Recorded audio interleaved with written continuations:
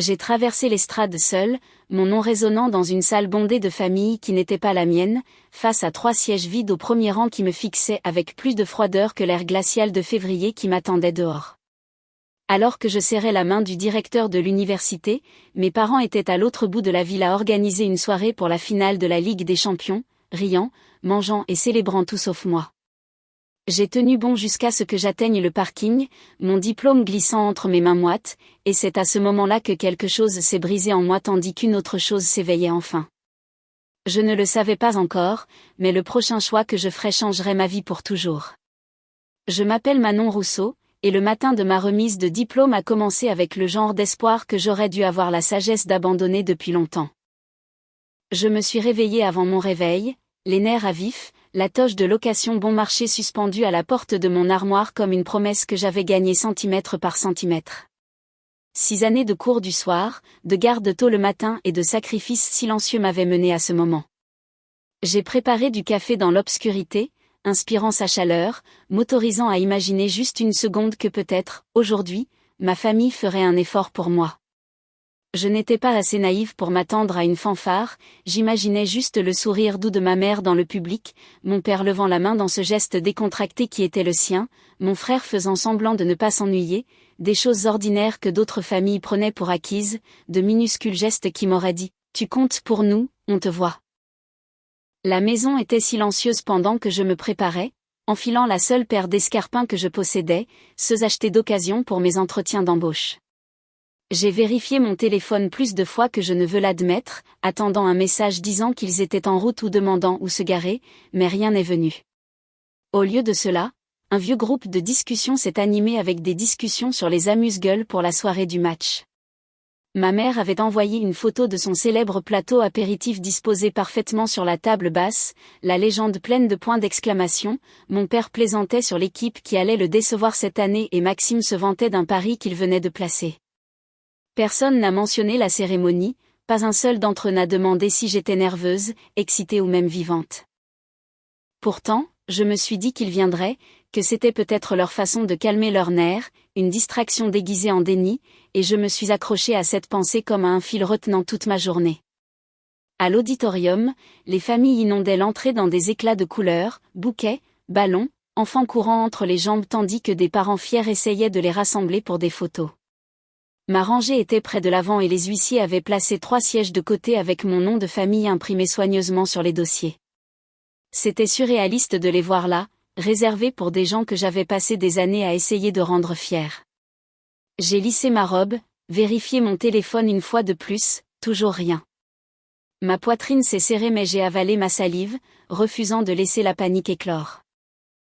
J'ai pris place, fixant ces chaises vides alors que les lumières baissaient, et une petite partie ridicule de moi a chuchoté, peut-être qu'ils vont se glisser à l'intérieur en retard, peut-être qu'ils se garent, peut-être les embouteillages. Mais juste à ce moment-là, une autre photo du salon a vibré sur mon écran, la télé diffusant les commentaires d'avant-match, la main de mon père tenant une bière dans le coin du cadre, le rire de Maxime figé en plein mouvement. C'est là que la vérité a finalement pesé de tout son poids sur mes épaules, il ne venait pas, il n'avait jamais prévu de venir.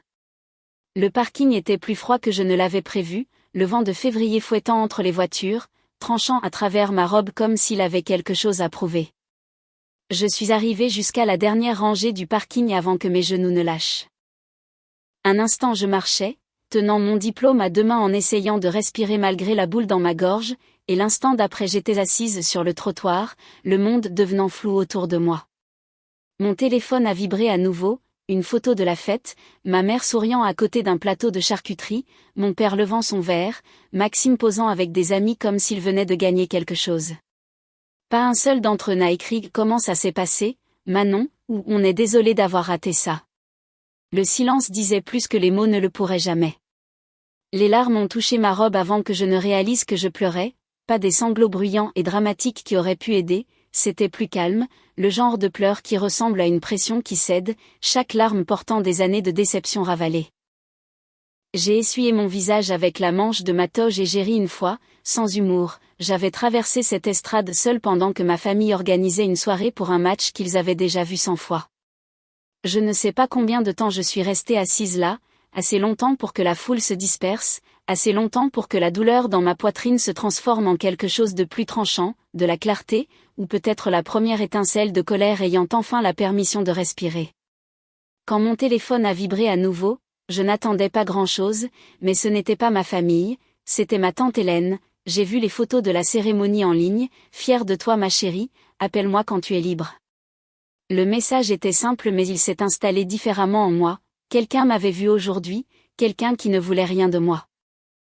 J'ai fixé ces mots tandis que mon souffle faisait de la buée dans l'air froid, mon diplôme posé sur mes genoux comme une question à laquelle je ne pouvais pas répondre, et maintenant ? Je ne pouvais pas rentrer chez moi et faire semblant que ça ne faisait pas mal, je ne pouvais pas plaquer un sourire et rire aux blagues de mon père ou aux excuses de Maxime. Quelque chose en moi avait trop bougé pour glisser à nouveau à sa place. C'est à ce moment-là que j'ai ouvert l'application de voyage. Ce n'était pas dramatique, pas de musique triomphante, pas de lueur cinématographique, juste moi assise sur le béton froid, le pouce planant au-dessus d'une liste de vols que j'avais sauvegardés il y a des mois. Je les avais toujours rejetés comme des rêveries, des voyages que je ferais un jour quand j'aurais le temps, quand j'aurais de l'argent, quand ma famille n'aurait pas besoin de moi. Mais ils avaient toujours besoin de moi, et avoir besoin de moi m'avait tout coûté. Mon doigt a bougé avant que ma peur ne puisse le rattraper, aller simple pour les Alpes, une retraite que j'avais mise en favori lors d'une nuit d'insomnie, me promettant d'y aller quand la vie serait moins mouvementée. La vie n'allait jamais être moins mouvementée, pas avec eux. L'email de confirmation a sonné dans ma boîte de réception et j'ai senti le plus petit soupir quitter mon corps, tremblant mais réel. Pour la première fois depuis des années, je ne les avais pas choisis, je m'étais choisi moi. Les Alpes ne semblaient pas réelles depuis le hublot de l'avion, la neige poudrait les montagnes comme si quelqu'un avait tamisé du sucre sur les sommets, doux et intouchés. J'ai pressé mon front contre la vitre froide, le bourdonnement du moteur calmant ma respiration. C'était le premier silence que je ressentais depuis des années, pas de groupe de discussion qui vibre, pas de facture d'urgence soudaine, pas de culpabilité glissant sous la porte comme un courant d'air, juste des crêtes blanches, un ciel ouvert et cette pensée inconnue, peut-être que je n'ai pas à revenir. La retraite était nichée contre un flanc de colline couvert de pins, le hall sentait le cèdre et les agrumes, assez chaud pour faire fondre le reste du froid accroché à ma peau. Une femme à la réception m'a accueilli avec une douceur à laquelle je n'étais pas préparée. Bienvenue Manon, nous sommes heureux que vous soyez ici. Personne n'avait prononcé mon nom comme ça depuis longtemps, sans aucune attente attachée. Ma chambre donnait sur un lac gelé et je suis restée à la fenêtre, regardant la glace scintiller sous le soleil de fin d'après-midi, réalisant que mes épaules commençaient à tomber centimètre par centimètre. Je n'avais pas remarqué à quel point je me tenais tendue. Je me suis dit que ce voyage était juste une pause, un endroit pour se réinitialiser avant de retourner à Lyon et de reprendre le rôle que j'avais toujours joué, la bonne fille, la sœur fiable, le distributeur de billets sur pattes. Mais cette illusion s'est fissurée le lendemain matin. Après un massage, j'ai vérifié mon téléphone par habitude, 15 appels manqués, 13 messages de ma famille. Maman, peux-tu envoyer quelques centaines d'euros, papa, aide pour une facture, juste temporaire, Maxime a encore perdu ma carte, tu sais comment c'est. Aucun d'eux n'a posé de questions sur la cérémonie, aucun d'eux n'a même écrit félicitations. Le dernier message est arrivé alors que je fixais encore la liste, c'était d'Hélène, Manon ma chérie, vérifie tes comptes bancaires maintenant. Un nœud s'est formé dans mon estomac. Je me suis assise au bord du lit, j'ai ouvert l'application de ma banque et j'ai attendu que l'écran se charge. Quand il l'a fait, mon souffle m'a quitté d'un coup. Il y avait des comptes que je ne reconnaissais pas, des crédits à la consommation que je n'avais jamais ouverts, un prêt personnel que je n'avais jamais signé. Les demandes s'empilaient les unes après les autres comme si quelqu'un avait fait du shopping avec mon identité, pièce par pièce. J'ai fait défiler lentement, l'effroi glaçant mon sang. Les dates coïncidaient avec chaque demande d'urgence qu'ils avaient faite le mois dernier, de l'argent dont ils n'avaient pas besoin, de l'argent qu'ils avaient remplacé par quelque chose de bien pire. La chambre semblait plus petite, soudain les murs se penchaient vers moi. Ce n'était pas juste de la négligence, ce n'était même pas une trahison occasionnelle, c'était délibéré, calculé. Ils n'avaient pas seulement sauté ma remise de diplôme, ils avaient utilisé mon avenir pour financer leur présent. J'ai fermé les yeux, serrant le téléphone jusqu'à ce que mes jointures brûlent. La blessure était profonde, mais en dessous, quelque chose d'autre remuait, une chaleur constante et montante qui m'a surprise, la colère, oui, mais aussi la reconnaissance. C'était le moment où l'histoire changeait, pas quand ils ont manqué de se présenter pour moi, mais quand je les ai enfin vus clairement. Au moment où j'ai rappelé Hélène, mes mains étaient stables. Elle n'avait pas l'air choquée quand je lui ai raconté. J'espérais avoir tort, dit-elle doucement, tu as besoin d'une avocate, ma chérie, quelqu'un qui connaît ce terrain. Ces mots ont atterri comme un plan, un chemin vers l'avant. Pendant des années, j'avais laissé la culpabilité décider de mes choix, j'avais laissé l'amour excuser le mal, mais debout là avec les montagnes observant tranquillement par la fenêtre, j'ai compris quelque chose de simple et dévastateur, si je ne me battais pas pour moi-même maintenant, personne ne le ferait jamais. J'ai pris l'avion pour rentrer à Lyon, portant un dossier épais de relevés, de factures et de demandes de crédit, tout ce que Carole, l'avocate recommandée par ma tante, avait dit dont j'aurais besoin si je voulais récupérer ma vie. Les nuages à l'extérieur du hublot semblaient calmes, mais rien en moi ne ressentait cela. La retraite m'avait donné de la clarté, mais la clarté n'effaçait pas la peur. Je savais exactement ce que ma famille ferait quand l'argent cesserait de couler, ce que je ne savais pas, c'était à quelle vitesse cela commencerait. La porte de mon appartement s'était à peine refermée derrière moi que les coups ont commencé, lourds, frénétiques, faisant vibrer le cadre. Manon, a crié mon père, ouvre cette porte tout de suite. Mon cœur a fait un bond. Je me suis approchée doucement de l'œilleton, son visage remplissait le verre, rouge, furieux. Derrière lui, ma mère agrippait son pull de façon dramatique et Maxime faisait défiler son téléphone comme s'il attendait un divertissement, pas une entrée. Les coups se sont intensifiés.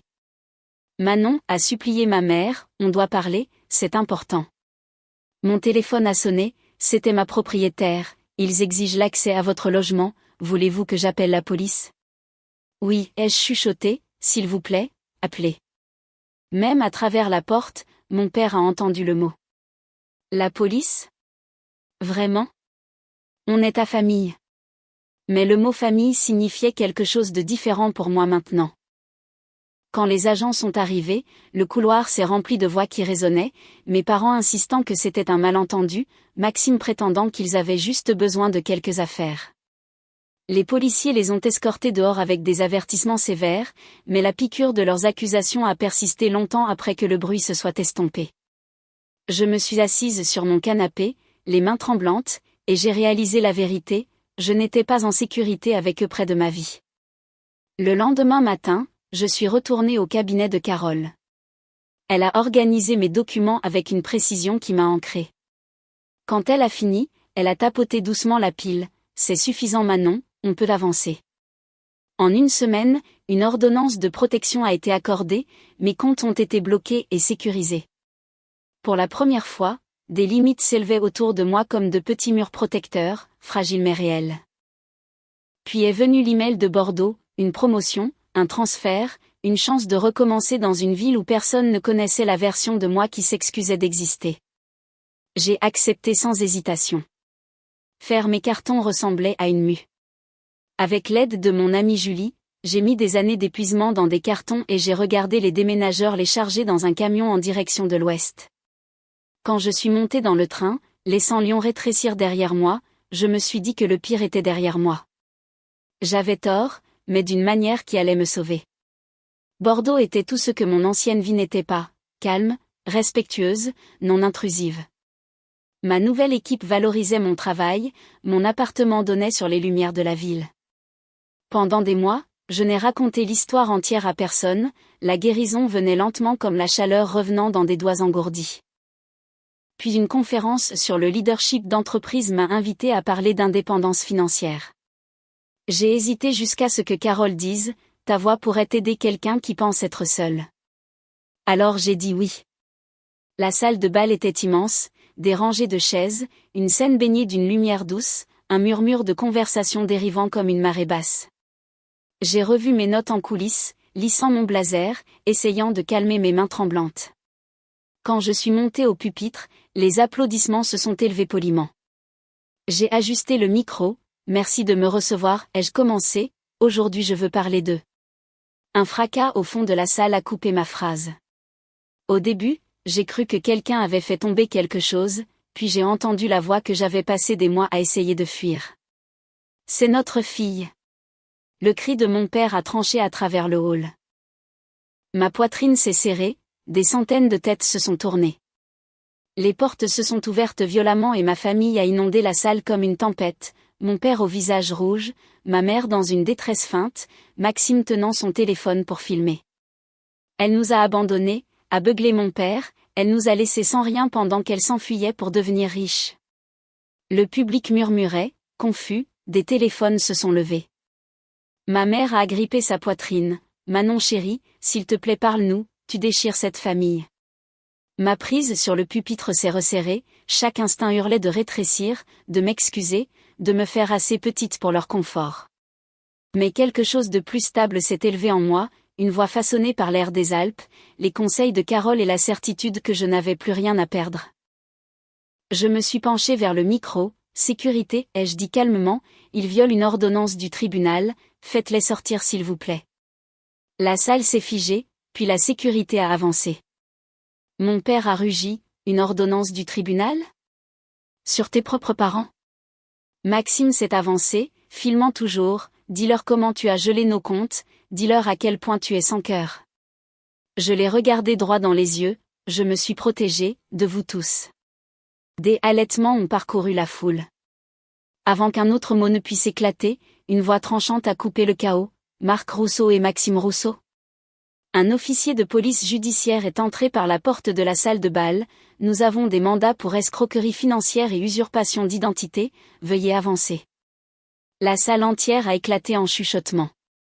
Mon père a bafouillé, c'est ridicule, nous sommes sa famille. Mais l'officier n'a pas bronché, la famille n'excuse pas le comportement criminel. Alors que les policiers leur passaient les menottes, ma mère s'est jetée vers moi, les yeux humides, pas de remords mais de panique. Manon, arrête ça, on a besoin de toi. J'ai secoué la tête, vous aviez besoin de mon crédit, vous aviez besoin de mon silence, vous n'avez jamais eu besoin de moi. Son visage s'est chiffonné, mais pour une fois ça n'a pas accroché ma culpabilité, ça a dérivé devant moi comme de la fumée. Quand ils ont finalement été emmenés, la salle de bal semblait impossiblement silencieuse. Des centaines d'yeux se sont tournés vers moi, pas jugeants, mais en attente. J'ai reculé vers le micro, expiré et recommencé. Mon discours d'aujourd'hui était censé couvrir les techniques budgétaires, mais peut-être que ce dont nous avons vraiment besoin de discuter est ceci, que se passe-t-il quand la plus grande menace pour votre stabilité financière vient des gens que vous aimez, et ce qu'il faut pour s'en éloigner ? Personne n'a regardé son téléphone, personne n'a bougé sur sa chaise. Je leur ai dit la vérité, pas avec amertume mais avec clarté. J'ai parlé des sièges vides à ma remise de diplôme, des larmes sur le parking, de la retraite où je me suis enfin choisie, de la découverte de chaque ligne de crédit volée. J'ai parlé de peur et de liberté. Quand j'ai fini, le silence a flotté le temps d'une respiration, puis le public s'est levé. Les applaudissements m'ont submergé d'une manière que je n'avais jamais ressentie auparavant, pas parce qu'ils avaient pitié de moi, mais parce qu'ils reconnaissaient le courage qu'il faut pour construire une vie sur les décombres d'une famille qui n'a jamais été là pour vous. Et là, sur cette scène, dans une ville différente, j'ai réalisé quelque chose de simple et profond, je n'étais plus seule. L'enquête a avancé plus vite que je ne le pensais. Avec les mandats servis et Carole guidant chaque étape, la vérité s'est déroulée noir sur blanc dans la paperasse. Comptes ouverts sans mon consentement, demande de prêts liés directement à mon père et Maxime, des schémas de manipulation remontant plus loin que je ne voulais l'admettre. Le tribunal a maintenu l'ordonnance de protection de façon permanente. Mon dossier bancaire a été restauré pièce par pièce. Pour la première fois de ma vie d'adulte, mon avenir ne ressemblait pas à quelque chose que ma famille pouvait atteindre et ruiner. Bordeaux est devenu plus qu'un nouveau départ, c'est devenu chez moi. Les murs de mon bureau se sont lentement remplis de morceaux d'une vie que j'avais choisie, des photos avec des collègues devenus des amis, une petite plante que Julie insistait pour que je garde en vie, et enfin le diplôme encadré que j'ai accroché au-dessus de mon bureau, pas pour leur prouver quoi que ce soit, mais pour me rappeler jusqu'où j'avais marché seule. Certaines nuits, j'entendais encore des échos de vieille culpabilité, mais maintenant ils s'estompaient rapidement, noyés par quelque chose de plus stable. La sécurité, la paix, la douce mais indéniable vérité que je m'étais sauvée moi-même. Debout en coulisses lors de mon prochain événement, j'ai regardé les rangées de gens qui attendaient, des gens qui avaient choisi d'être là, qui s'étaient présentés sans qu'on leur demande. J'ai touché le bord de mes fiches et senti une certitude tranquille s'installer. Me choisir n'avait pas détruit ma vie, cela l'avait reconstruite. Si quelqu'un là-bas a besoin de la permission de s'éloigner d'un genre d'amour qui ne fait que prendre, peut-être que mon histoire peut être cette permission.